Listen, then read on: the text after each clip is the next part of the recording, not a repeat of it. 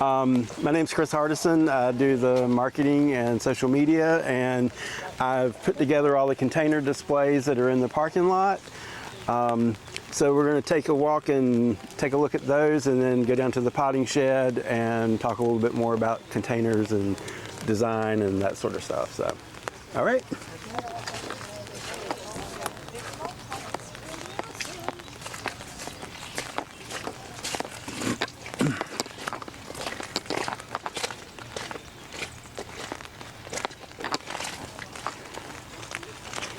So one of the kind of ideas and concepts when we're putting containers together is thriller, filler, and spiller. So you have something that's an eye catcher. Thriller, typically often it's a taller plant. It could be a particular color. You have fillers around it to kind of help fill in the container. And then you have spillers. And there's really not spillers in this container so much. The salvias, as they grow, will kind of spill over the sides. But for the containers that we do for open house, there are multiple plants in here. You wouldn't want to put this many plants if you were potting a container to leave it. But just to get the fullness, we do kind of use extra plants, and these are all still in their original nursery pots, so we'll unpot them and put them back in the stock area once we're done. But just kind of keep that concept of thriller, filler, and spiller. And another idea is depending on where the pot is going to be located.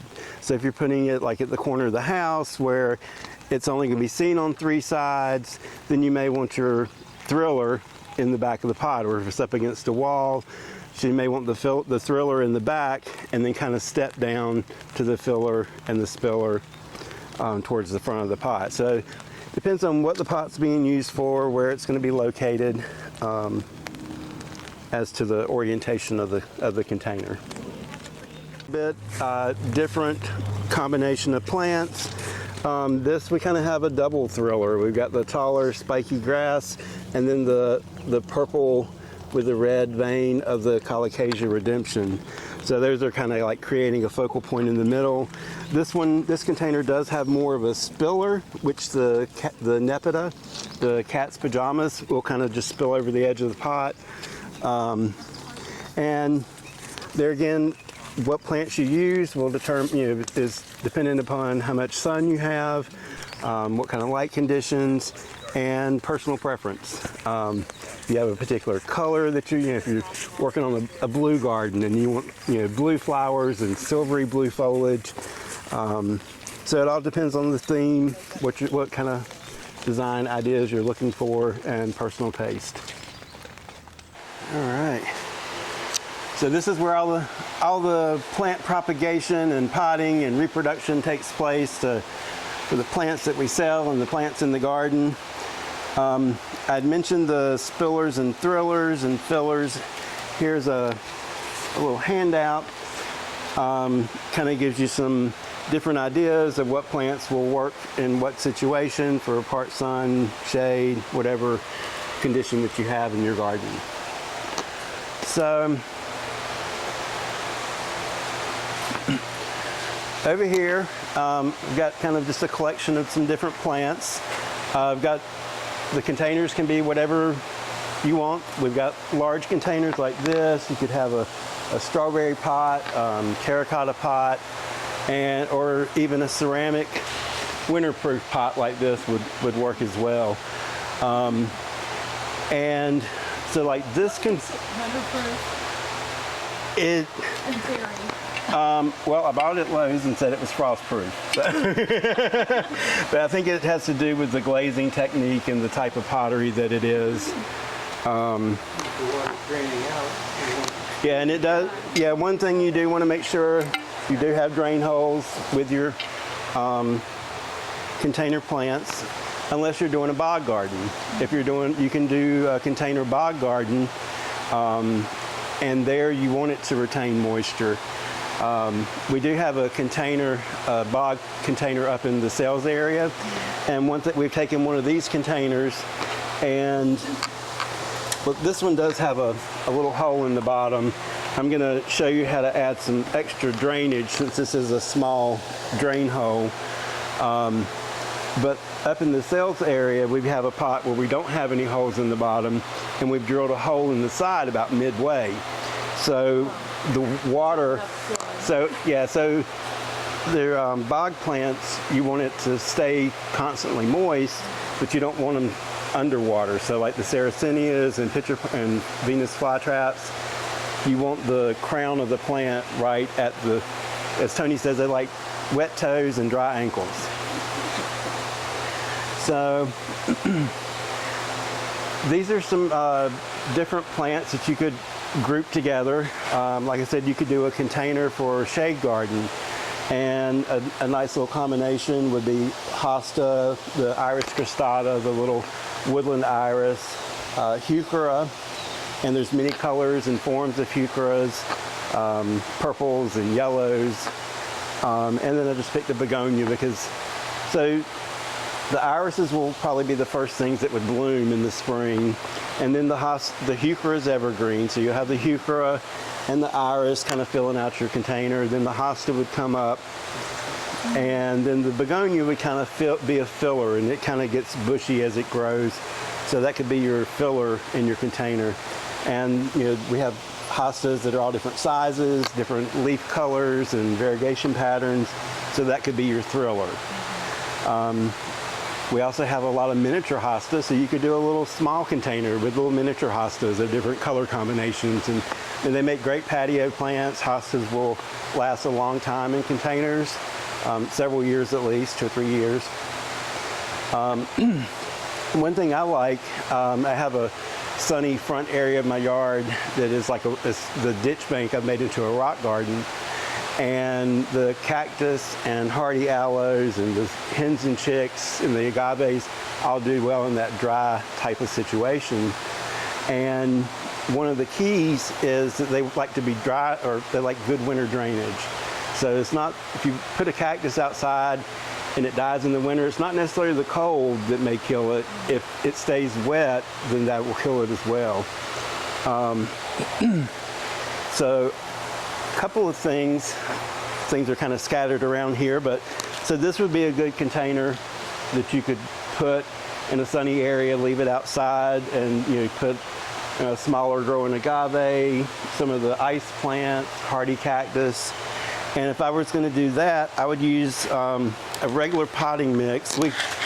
There's several different bag mixes you can use. We use Jolly Garner Proline, and then we also have a house blend that we get delivered by the dump truck load, which is pre-blended with pine bark. But I would take, if I was going to plant cactus and whatnot in this container, I would mix in permatil, which or you could use permatil or perlite. The perlite, they serve the same purpose. They're both help with drainage, and the permatil is a little bit heavier than the perlite, so it's going to, if you're doing a big, large container, you know, it may be prohibitive with the permatil. It might be easier and lighter weight using the perlite. And it's just, so you can see the two. Is this granite or slate or? It is it's a puff slate. So they take slate and heat it to about 2,000 degrees, and it pops like popcorn. And it has these little air pockets. It's lighter than gravel, but it has air pockets in it. It creates good air space in the soil, and it's also porous, so it will actually hold some moisture and micronutrients and stuff as well. Yeah, so all of the berms and stuff in the parking lot, all of the berms are half native soil, half native soil, a quarter compost, and quarter permatil, all mixed together. Are you heavy clay right here? This is actually sandy out here. At my house I have heavy clay. Yeah. And clay is good as well. You just need to amend it well with lots of compost. But the clay is good for holding micronutrients and stuff. So you just have to amend it well. Just don't dig a hole and put your plants like planting in a bathtub. So I was going to show a little trick here.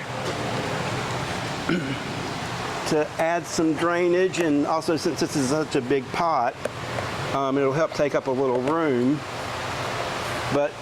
And this is a fairly sturdy pot, it's not a flimsy one. And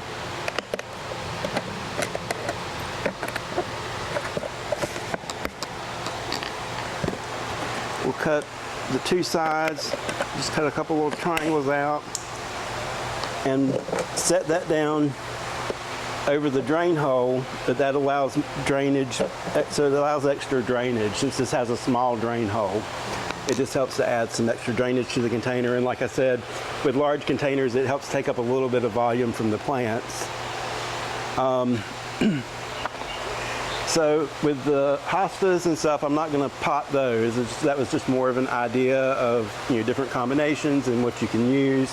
I am going to pot this container up, and we will have it up in the cells area. We'll keep it watered so you can come back during the summer open house, see how it's grown together, see how it's grown in and filled in.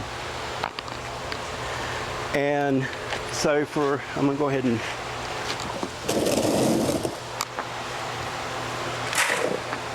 get some potting mix in here.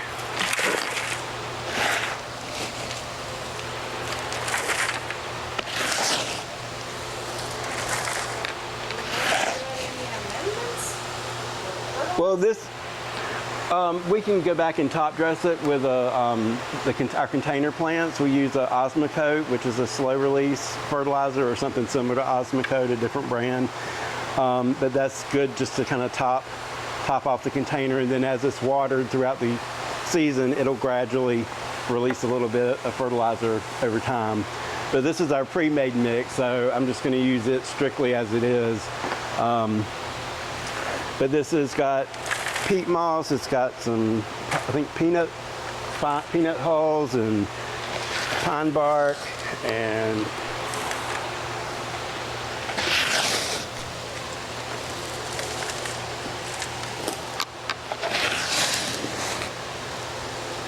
so get your soil in here.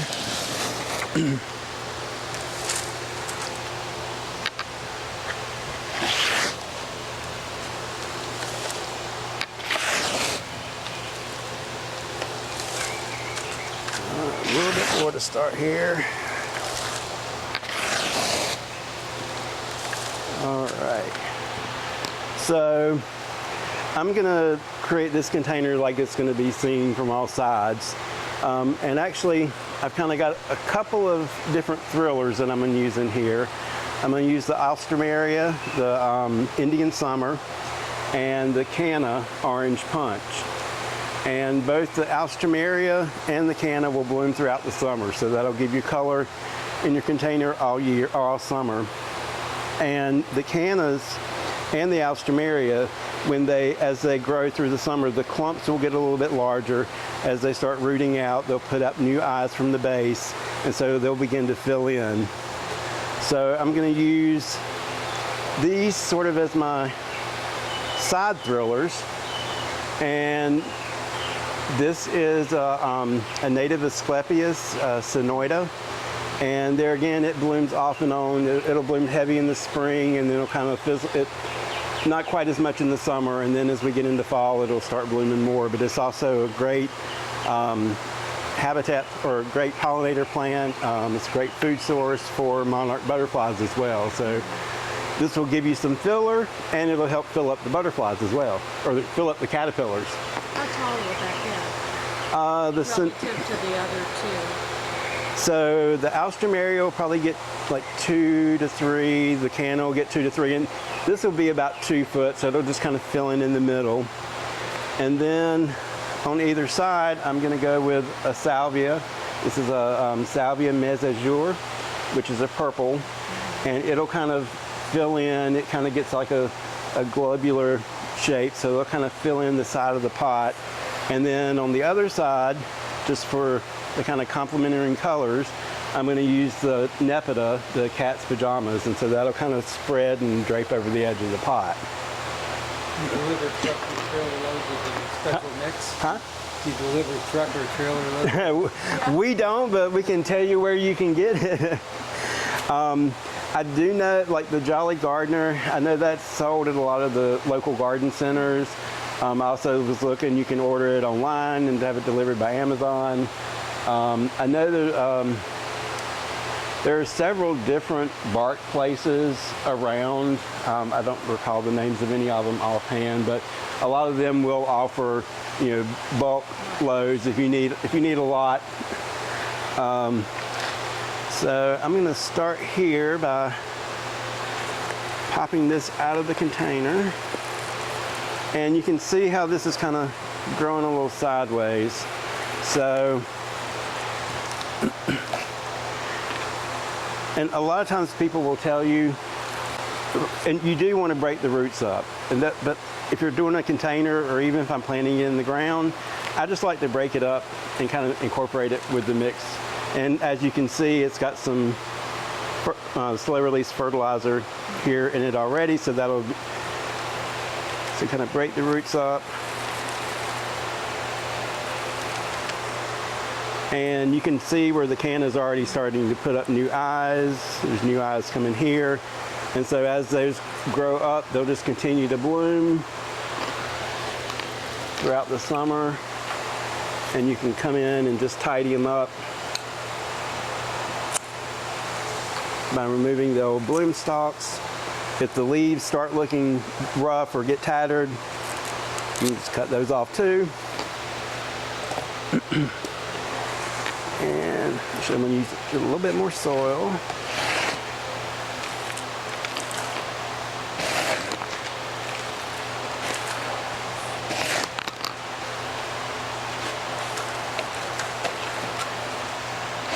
Hello. So I'm actually potting up a container now. We're going to put this container up at the sales area afterwards, so it'll stay up there and it can grow out during the season, and we can see how it looks when it comes summer open house. You can come back and check it out. But break up the root ball and get your canna in there. And put a little bit more soil. One thing I like to do, I had a pool at home. I've now turned it into a pond, but I loved having containers just around the pond, around the pool during the summer with color. And one thing I would do is do containers with perennials, and as they bulked up and multiplied over the season, next year I could just take that container, bust the container apart, and take those plants and put them out in the garden. They were a little bit bigger. I could divide them. So you can repurpose the plants once you have them in the ground. And then here's the Asclepias. And there again, I'm just going to break that root ball up.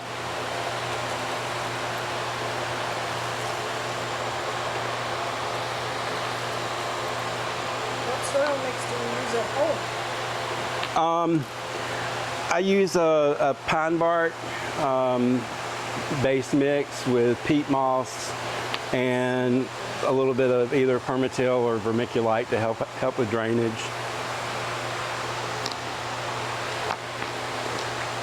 All right, and then we'll do this. Like a drip or a sprinkler for irrigation, or do you hand water them? I just hand water them.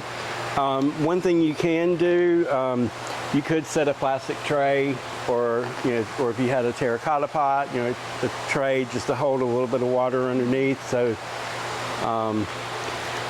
once you get into the heat of the summer, they will need watering probably once or twice a day, or not once or twice a day, probably 2 or 3 times a week, just to get them the adequate moisture, unless you're going with more dryland type plants like the agaves or the cactus. And those, when I have those out in containers, I don't water those at all. It's just a natural water process. And same thing with the hostas. If you were going to do a shade container, it probably wouldn't need as much water, maybe once or twice a week, as opposed to something that's out in the full blazing sun. And you chose plants that have similar water needs anyway. Right. So you want to try to keep plants that have similar water needs. And you can kind of get by with it a little bit because like the Asclepias, it'll take average moisture to dry. Cannas are about the same, but cannas also like a lot of water. So the canna will help drink, it'll probably drink a little more water than the Asclepias, so to help keep the Asclepias a little bit on the drier side. So you can do a little bit of finagling. And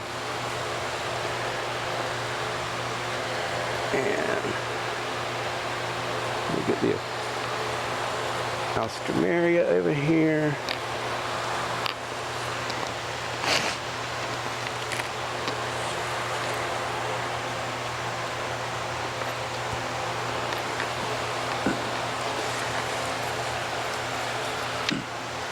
And I'm going to come around on this side. So I wasn't planning this when I was picking out the plants, but it kind of turned out to be sort of an ECU garden.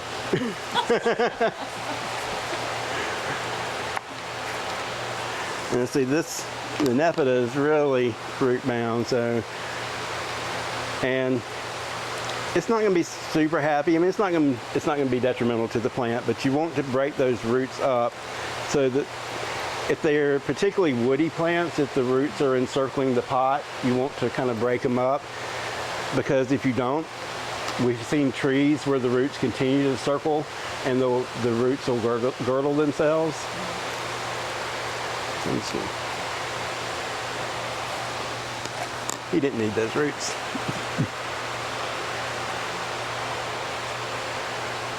All right.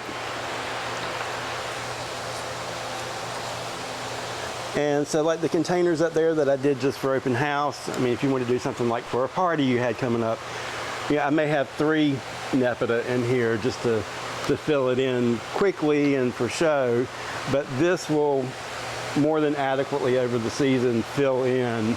So you do want to give your plants a little bit of space to grow as well. And I'll turn this around. And we'll put the salvia here on the back side.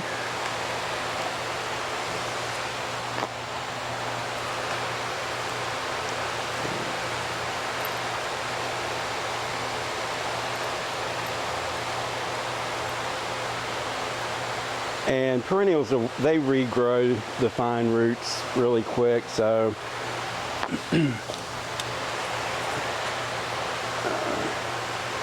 and that's the thing, like I said, with the cannas too, if you have some of the older stalks throughout the season, if they start looking bad, we go in periodically and just cut them off right at the ground, and they'll keep sending up new shoots and new eyes from the base. So that's one way we help maintain them in the nursery as well.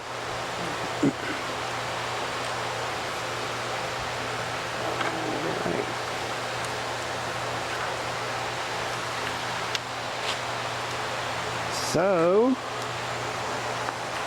that is about what I had. So did y'all have any other questions? Or one thing too with the strawberry pots, we've got quite a few new sempervivum, the hens and chicks. And I remember my grandmother used to have a taller strawberry pot that she had full of hens and chicks, and she'd put the little chicks on the sides. But so I mean, you could do something along these lines with. Yeah, this is a smaller growing agave perii, which would make a nice center spot or centerpiece for this. And then you could put hens and chicks around the side, or some of the Delosperma, the ice plant, which would trail and droop down the side of the planter. So it's lots of fun, lots of combinations and things that you could do. And you can always change it. And you can always change it, exactly. So, I mean, like I said, you can always unpot the containers and plant them out in your garden, or share it, divide. Raw material than we do. Yeah, it's Yeah. I know. All right. Any other questions? All right. Well, thank you very much. Thank you.